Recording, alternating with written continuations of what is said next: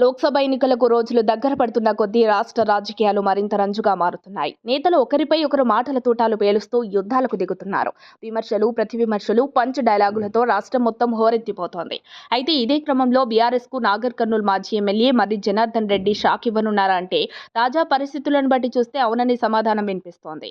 ఆయన బీఆర్ఎస్ పార్టీని వీడే యోచనలో ఉన్నట్లు గులాబీ వర్గాల్లోనే గుసగుసలు వినిపిస్తున్నాయి. ఇటీవల జరిగిన అసెంబ్లీ ఎన్నికల్లో స్వల్ప మెజార్టీతో ఓటమి చవిచూసిన జనార్దన్ రెడ్డి పార్లమెంటు ఎన్నికల్లో పోటీ చేసేందుకు ఆసక్తి చూపుతున్నారు.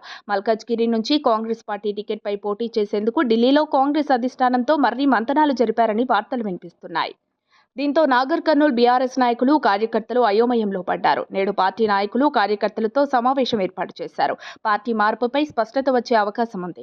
గతేడాది జరిగిన అసెంబ్లీ ఎన్నికల్లో నాగర్ కర్నూల్ నియోజకవర్గం నుంచి బీఆర్ఎస్ ఎమ్మెల్యే అభ్యర్థి మర్రి జనార్దన్ రెడ్డిపై కాంగ్రెస్ నుంచి పోటీ చేసిన కూచుకుళ్ల రాజేష్ రెడ్డి 87,161 ఓట్ల మెజార్టీతో గెలిచారు.